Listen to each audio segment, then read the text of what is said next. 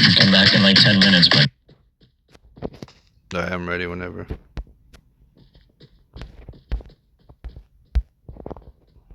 yeah, I'm ready. All right, I'm ready too. I'm recording. All right, good afternoon, everyone. My name is Foreman Raven here with Matthew Pyman and Superman for Life, conducting the interview for Dr. Savage. So, Dr. Savage, we are going to start off by reading the HP rules. Macros. Go ahead and show us your macros, please, so we can verify that you have all 20 there.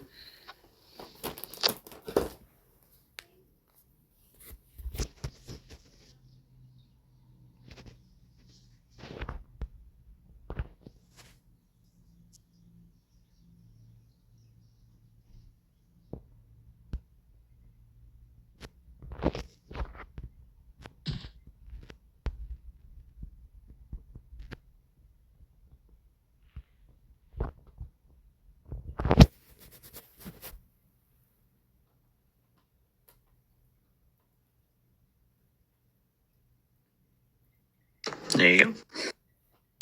All right, thank you so much for that. I see all 20 are posted up. All right, the first thing we're going to do is we're going to read through the HP rules. And so here are our 10P rules first. Do not resuscitate patients on any streets surrounding the hospital, PvP, Blue Territory events, or any Army base. Do not serve patients who have their weapons drawn. Do not stand or sell on the main lobby floor. Do not go AFK while on duty. A 3-day ban, demotion, and all funds will be returned. Only 2 staff members may be at each desk in rank order: brown, maroon, blue, white, and then green. Up to 3 may line up down the hallway, also in rank order. If your medication wait time is over 5 minutes, go on emergency calls or medical deliveries. If the wait time is under 5 minutes, you can wait in the cafeteria. But either way, you can always wait in the cafeteria, regardless of how long it is. Do not use the front door. Only rank 6 and higher may enter through the front, and only rank 7 and higher may use the front parking lot. Do not spawn the bus. You must have DCP or CP permission. Radio checks are always mandatory. You cannot attend the PvP territories without a rank 7 or higher. So those were the HP rules. All right, next up we have our RP rules, and that's RP 13 through 16. Ms. James, can you go downstairs, please? Say that one more time. Miss James, can you go downstairs, please? We have floor 2's closed.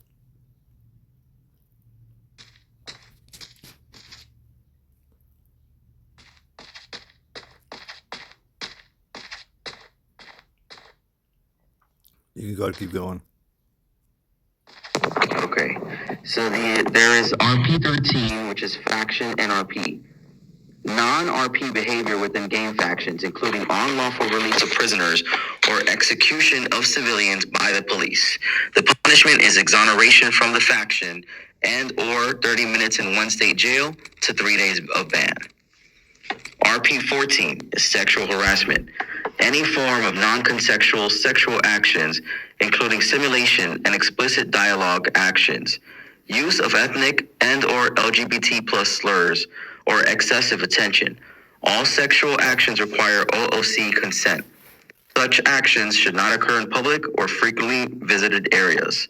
The punishment is 60 minutes or 24 hours up to 30 days ban. RP 15, disruption of faction operations. Intentionally provoking faction members for entertainment or disrupting faction operations is prohibited. Punishment, 30 minutes in one state jail. RP 16, criminal acts against emergency personnel. Any criminal acts towards emergency medical personnel are prohibited. The punishment is from 90 minutes in one state jail to 12-hour ban. And then next up we have our MD rules. Okay, first up is MD1, refusal to provide medical assistance. Refusing to provide medical assistance, including performing CPR or giving meds without a justified RP reason, as long as there is no threat to the medic's life, including situations when armed players are present at the scene. The punishment is 1 reprimand. MD2, providing medical aid during dangerous situations. Selling medication or resuscitating players in situations that threaten the life and health of both the medic and the player, including but not limited to during an escalating conflict, an active shootout, or turf war, etc. The punishment is 1 warning. MD3, compliance with project rules. Medical personnel are required to comply with all established project rules. The punishment is from 1 warning to 1 reprimand, depending on the faction leader's decision at that point in time. MD4, improper RP behavior. Failure to adhere to RP rules when interacting with players while providing medical assistance or communicating with the faction colleagues. The punishment is 1 warning from the faction leadership. Disrespectful behavior. Disrespectful behavior towards any player. The punishment is 1 reprimand or dismissal, depending on the faction leader's decision at that point in time. MD 4.2, non-compliance with the orders. Failure to comply with leadership orders or observe the chain of command within the faction. Punishment is 1 reprimand from the faction leadership. MD 4.3, assault on civilians. Assaulting civilians with a taser, weapon, or fists without an RP reason. The punishment is dismissal from the faction. MD5 is use of weapons. Medical personnel are strictly forbidden from using any weapons. Punishment is dismissal from the faction. MD6, criminal activity. Intentionally associating with gangs, committing major crimes, including but not limited to theft, vandalism, murder, or joining factions during activities where medic participation is not intended. The punishment is dismissal from the faction. MD7, use of service vehicles for personal purposes. Using official medical transport for personal travel when not on duty, including for civilian jobs. The punishment is 1 warning. MD 7.1, use of personal vehicles. Using personal vehicles instead of service vehicles to perform faction duties. Punishment is 1 warning. And finally, MD8, unauthorized issuance of recovery notes. Issuing medical certificates outside of the hospital. Issuing medical certificates for monetary compensation. The punishment is 1 warning. All right, do you have any questions on the rules, RP rules, MD rules, HP rules? Nope, I understand and will abide by all of them. All right, so at this point, we have a few questions for you now for your interview, your formal part of your interview. Can you please tell us why you would like to join the medical faction? Why I came back to the medical faction was really just because I love, Admins told me, oh, you can go to another server, all this stuff. And I said, no. I love the Linwood server. I love the medical faction. It's not about that. So I created a medical main. I came back, said hello to everyone, and the rest has been history, It's nice to be able to come back and work with everyone again and see everyone again. So that's why I'm here. I've always loved medical, so give it another shot. So Linwood pulled you back, essentially. It's a great Good folks. Awesome. All right, next question. How do you handle high-stress situations during medical emergencies? High-stress situations, I would definitely take a breather, take a step back, and,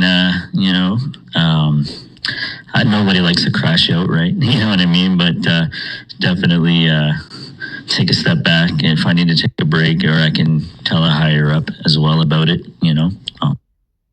Yeah. All right. Well said. Thank you. Can you explain what is the importance of following the chain of command in the medical faction? The importance of following a chain of command is just exactly that. We have our higher ups, we got our supervisors. These are people that we go to, and when we take specific chain of command, I guess I don't know what to call it. I guess your protocol procedures or whatever. But I understand all that, and I would never get out of line. Stay in my lane. All right, very well. Can you explain why teamwork is important within the medical faction? Teamwork is very important in the medical practice, especially if you're doing CPR. And can't stress that enough, because I see a lot of medics sometimes going out there alone, and it's a dangerous job when you're out there. You don't know what to expect, especially, and that's why we have 2 desks, 4 people on. Is always there.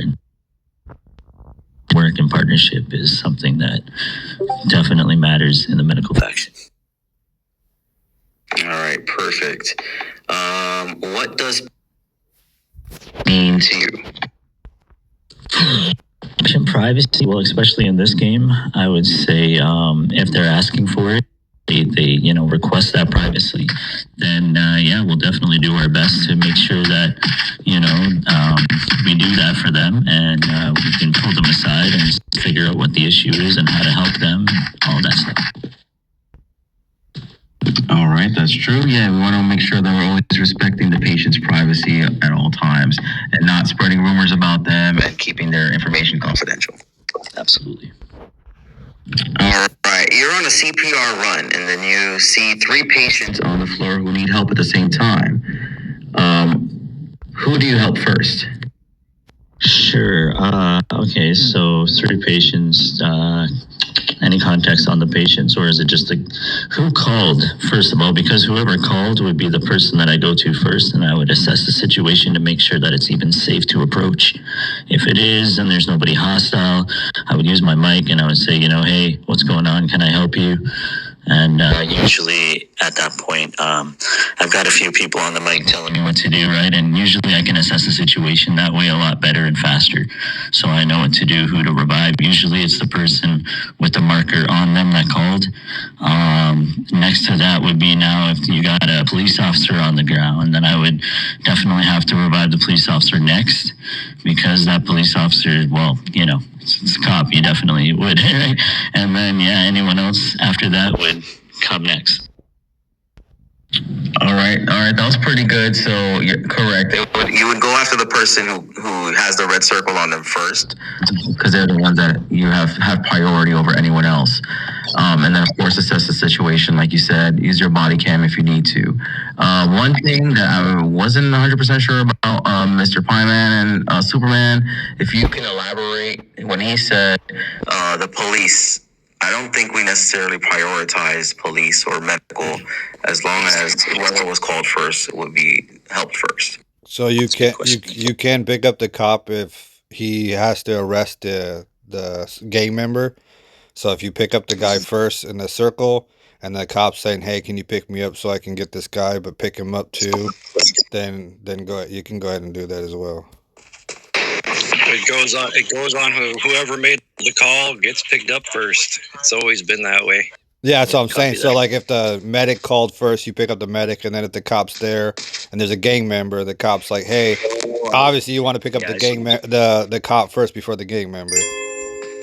Right, if the gangbanger's the one that called and I get there and he's all hostile and he's dangerous, I gotta listen to the cop and hear what he's got to say, right? All right, absolutely. I think I have about 2 more questions, and I'll open the floor to Dr. Pieman and Dr. Superman for additional questions. How do you provide friendly care while staying professional if you're in a hostile environment?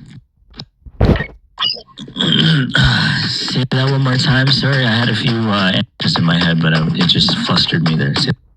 Sure. How do you provide friendly care while staying professional in a hostile environment? Friendly care. Okay, so staying professional always matters. You know what I mean, and that's something that I prioritize the most. And I'm always friendly, and I'm and I just want to help people, and that's why I'm here and doing this again. And I guess that's all I can really say for that one. All right. Yep, that was pretty good. And then my final question is: an injured player refuses medical treatment. What do you do next if they're refusing medical treatment? If they refuse the medical treatment, they would need a valid RP reason why they're refusing the medical treatment.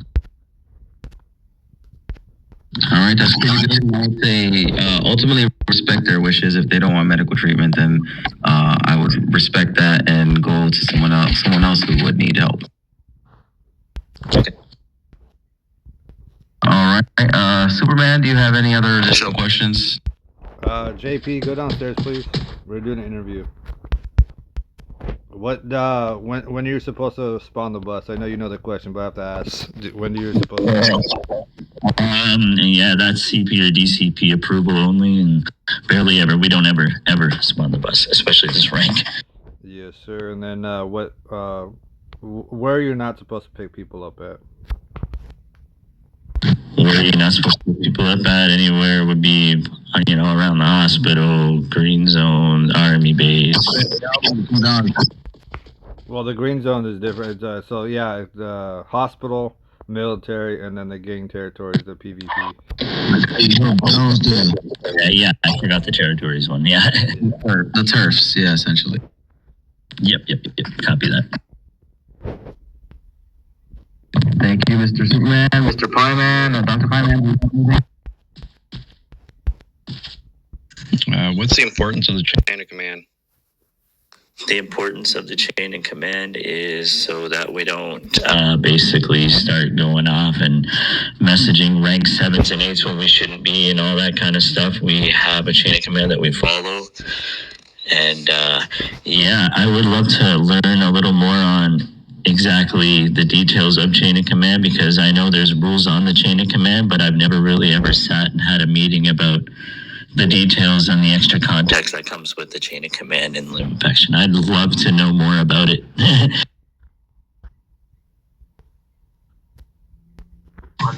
So your chain of command, it goes in scrubs as your brown, your maroon, blue, white, and green.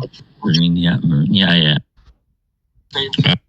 Greens, whites, and blues report to maroons and browns. Yep, copy. Maroons and browns are 5s and 6s. Your 5 and 6s are your white coat, green pants, or your white dress, or your white coat, maroon pants, or maroon dress. Those are your 5s and 6s. Okay. 5s and 6s report to rank 7, which I am. Open white coat, blue shirt. Us rank 7s report to DCPs, which are your rank.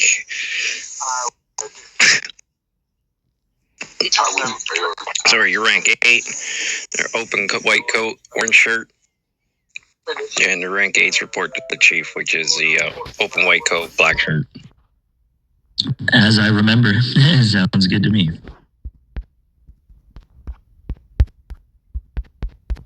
And that's all I got for you guys. Yep. Perfect. Thank you. Thank you for taking the time, Dr. Savage, to answer all the questions, and I appreciate your interest with us. And this concludes your interview today, and we'll move on to completing uploading your trainings for today.